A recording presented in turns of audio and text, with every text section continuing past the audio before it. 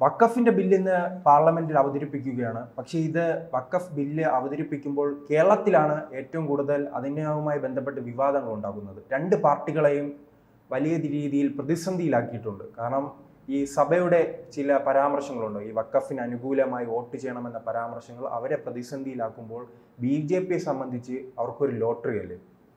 തീർച്ചയായിട്ടും സംശയിക്കേണ്ട കാര്യമല്ല. BJPക്ക് ലോട്ടറി എന്നുള്ളത് നിലയിൽ നമ്മൾ കാണണ്ട. ഒരു ജനാധിപത്യ മതേതര രാജ്യത്ത് ആ സമൂഹത്തിന് അനുയോജ്യമായ നിയമമേ അല്ല ഈ വഖഫ് നിയമം. കാരണം വെച്ചാൽ 1955 ജവഹർലാൽ നെഹ്റു ഈ നിയമം കൊണ്ടുവന്നപ്പോൾ നെഹ്റുവിന് ഇത് പ്രതീക്ഷിച്ചാൽ മതി. കാരണം നെഹ്റുവിൻ്റെ ഒരു പശ്ചാത്തലം നോക്കിയാലും ചരിത്രം നോക്കിയാലും നെഹ്റു അതാണ് പറയേണ്ടത്, പറയുകയും ചെയ്തിട്ടുണ്ട്. അദ്ദേഹത്തിൻ്റെ നിലപാട് ഇതിൽ വളരെ വ്യക്തമാണ്. ഈ 1955 വഖഫ് നിയമത്തിൻ്റെ 40ാം അനുച്ഛേദം അനുസരിച്ച് വഖഫ് ബോർഡിന് ഏതെങ്കിലും സ്വത്തുക്കൾ തങ്ങളുടേതാണെന്ന് കരുതിയാൽ തോന്നിയാൽ നിലവിലുള്ള രജിസ്ട്രേഷൻ നിയമങ്ങളെ മറികടന്ന് വഖഫിനത് സ്വന്തമാക്കാം. എന്നാലോചിച്ച് നോക്കണം, എത്ര അപഹാസ്യമായൊരു നിയമമാണ് 1955 മുതൽ 2025 വരെ ഈ രാജ്യത്ത് നിലനിന്നത് എന്നാലോചിച്ച് നോക്കണം.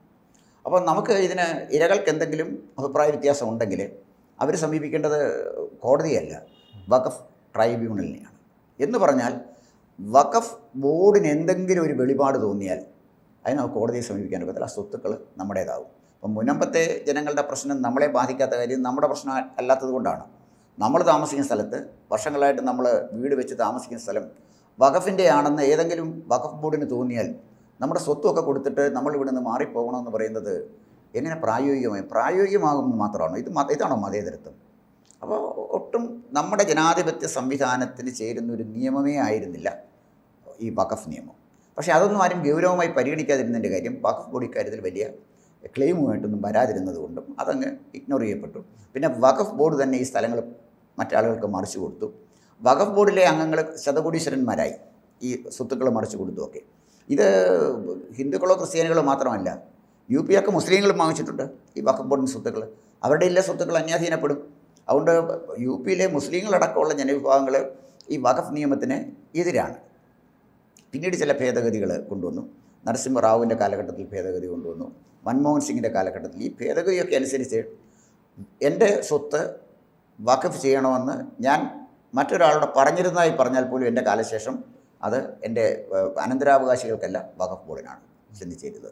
വളരെ വളരെ അപഹാസ്യമായ ഒരു നിയമമാണ് ഈ വഖഫ് നിയമം.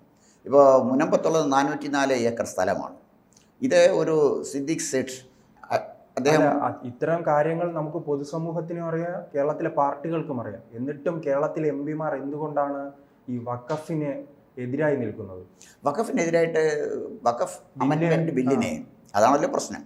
വഖഫ് അമെൻമെൻറ്റ് ബില്ലിനെ എന്തുകൊണ്ട് കേരളത്തിലെ MPമാർ എതിർക്കുന്നു എന്ന് ചോദിച്ചാൽ അവരെ മുസ്ലിം വോട്ട് ബാങ്ക് ഭയന്ന് എതിർക്കുന്നു എന്നുള്ള ഏറ്റവും ലളിതമായ മറുപടി. ഇത് മനുഷ്യൻ്റെ ഫണ്ടമെൻ്റൽ റൈറ്റ്സിനെ വയലേറ്റ് ചെയ്യുന്നൊരു നിയമമാണിത്. അപ്പോൾ അതാണ് അവരവിടെ കൊണ്ടുവന്നത്. BJPയെ സംബന്ധിച്ചിടത്തോളം അവരുടെ കയ്യിൽ കിട്ടിയത് വളരെ ശക്തമായ പ്രഹരശേഷിയുള്ളൊരു ബ്രഹ്മാസ്ത്രമാണ്. അത് വളരെ ഫലപ്രദമായിട്ട് അവർ ഉപയോഗിക്കും. അവരിത് നിയമപരമായിട്ട് പറഞ്ഞാൽ അവരെ JPC-യിലേക്ക് വിട്ടു. ജോയിൻറ്റ് പാർലമെൻ്ററി കമ്മിറ്റി എന്താ ചെയ്തത്? അതിനകത്ത് ഏതാണ്ടൊരു MP അയാളെ ഗ്ലാസ് തല്ലി ഉടച്ചു കളഞ്ഞു. കുറേ പ്രാവശ്യം കോൺഗ്രസ്സുകാർ ഇറങ്ങിപ്പോയി, പിന്നെ കയറി വന്നു. എന്തൊക്കെയോ കാര്യങ്ങൾ പുലമ്പി എന്നുള്ളതല്ലാതെ വഖഫ് നിയമത്തിന് എന്ത് ഭേദഗതിയാണ് കാലാനുസൃതമായി വരുത്തേണ്ടത് എന്നതിനെക്കുറിച്ച് ഉത്തരവാദിത്തപ്പെട്ട ഏതെങ്കിലും ഒരു കോൺഗ്രസ്സുകാരൻ ജനങ്ങളോട് സംസാരിച്ചിട്ടുണ്ടോ? സതീശൻ ഒന്ന് പറയും, സുധാകരൻ വേറൊന്ന് പറയും. അതിനിടയിൽ പാലസ്തീനോട് ഐക്യദാർഢ്യം പ്രഖ്യാപിച്ചുകൊണ്ട് പ്രിയങ്ക ഗാന്ധി ബാഗും ധരിച്ച് പാർലമെൻറ്റിൽ പോവും. എന്നിട്ട് സ്വന്തം ഗവൺമെൻറ്റിനെ, ഹിമാചൽ പ്രദേശിലെ സ്വന്തം ഗവൺമെൻറ്റിനെ വിമർശിക്കും. ഒരുമാതിരി ഒരു കോമാളിക്കളി എന്നുള്ളതല്ലാതെ ഇതേ സമീപനം തന്നെയാണ് വഖഫിൻ്റെ കാര്യത്തിൽ അവർ സ്വീകരിച്ചിരിക്കുന്നത്.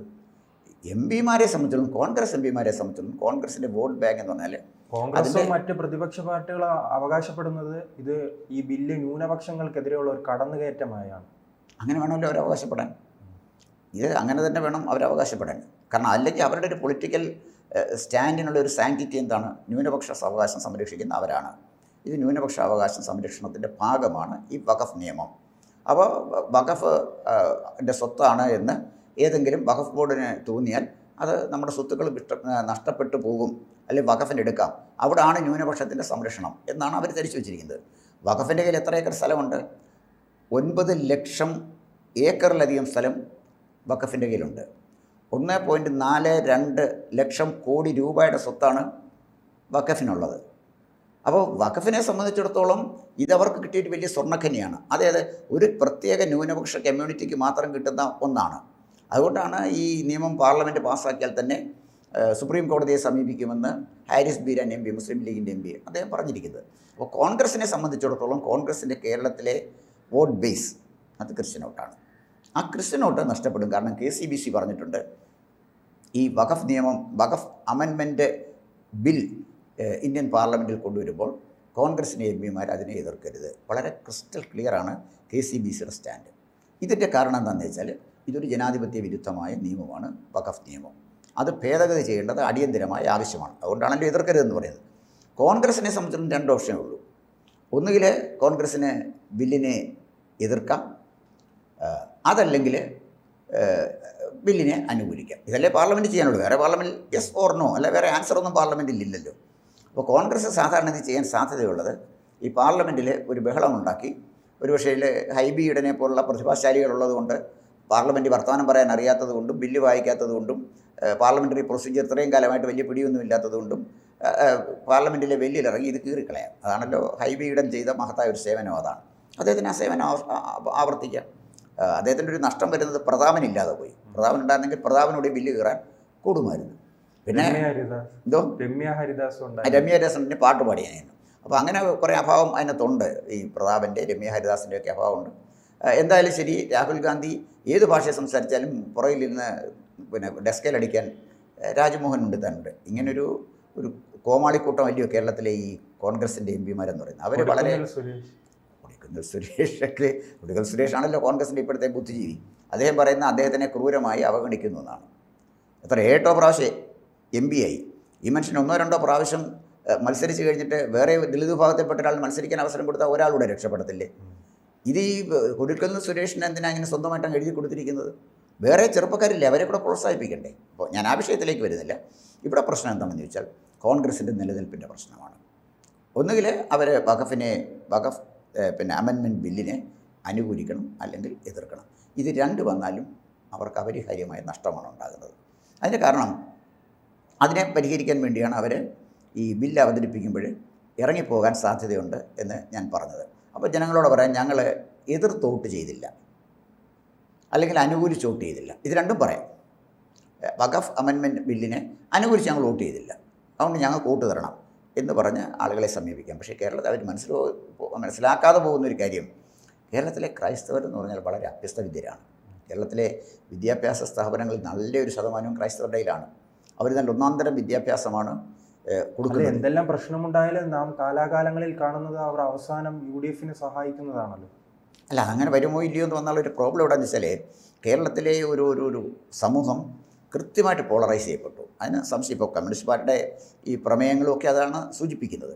ഈ പോളറൈസ് ചെയ്യപ്പെട്ട സമൂഹത്തിൽ മുസ്ലിങ്ങൾ ഒരു ഭാഗത്തും ഹിന്ദുക്കളും ക്രിസ്ത്യാനികളും കൂടെ മറുഭാഗത്തുമായി നില ഉറപ്പിച്ച് കഴിഞ്ഞു. 26 നടക്കാൻ പോകുന്ന കുരുക്ഷേത്ര യുദ്ധം വളരെ ക്ലിയറാണിത്. ഇങ്ങനെയാണ് നിൽക്കുന്നത്. ഇവിടെ കോൺഗ്രസിൻ്റെ സ്പേസ് എന്താണെന്നുള്ളതാണ് കോൺഗ്രസിൻ്റെ പ്രശ്നം.